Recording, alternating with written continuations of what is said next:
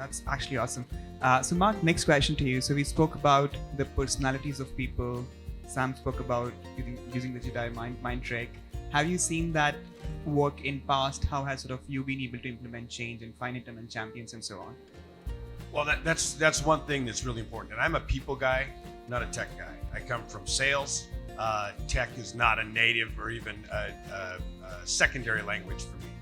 And so one of the things I found as I started on this journey with Broker Tech is that we would come back from these great events and we'd have these great solutions, and we would try to implement them, and before we created or found a champion internally, somebody that was a subject matter expert that truly understood what the problem was, that really wanted to take this back and would be the one who would do a lot of what you were talking about, being the pragmatist that was going to find the way to weave the two folks. Because the Michael Jordans are easy, right? The guys who want to do change all the time, they're great. They're always going to jump on board with you. But if you don't have that Scottie Pippen, and I can't believe I'm using Bulls analogies, but if you don't have that person that's going to be your champion and kind of weave the two sides together, it's destined to fail.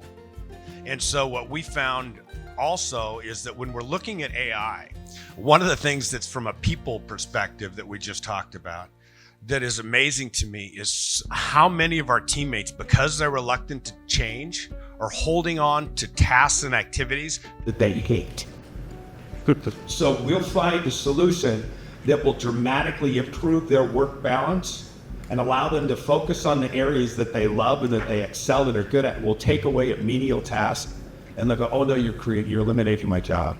And so one of the things that we really focused on, like with, for example, in the employee benefit space, is the mantra of we want to allow you to work at the top end of your license. Nobody gets a license from commercial to personal to health insurance so that they can go do data entry.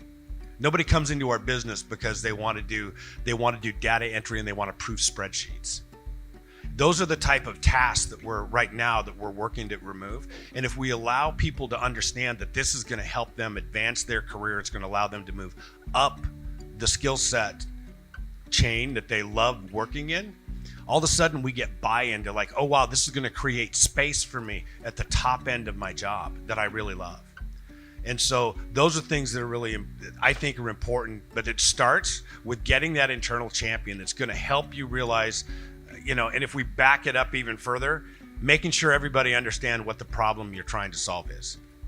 So often we come back from these things with these shiny new objects, and they may not really solve a problem that's core to the people that we're rolling it out to. They're going, this is kind of cool, but this doesn't really make my life better. This doesn't really make our process better. And most importantly, this doesn't make the experience for the client better. And so if we address those things first and we get that internal champion, it just makes everything work better. That's awesome. You also said one thing which is like super critical, that success happens when the solution is discovered by someone internal. That's amazing. The flip side of that, Mark, is how do you sort of think about the entire savior complex, that I did not bring the solution to the table, that's where I'm not adopting it? Do you think that happens sometimes as well? Absolutely. So this is really about knowing your team and knowing your people. So sometimes you're going to have a completely selfless guy, and go back to Bulls, it could be Tony Kukoc, who's just willing to go in and do whatever.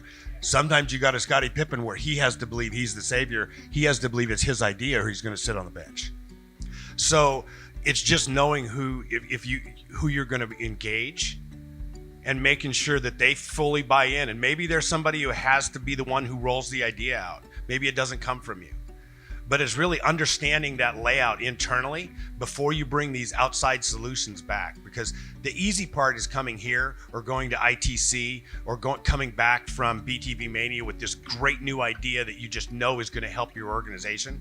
The hard part is figuring out the internal layout and creating a playbook for who's going to take on what task and how they're going to be involved, how they're going to be recognized when we get to actually roll it out.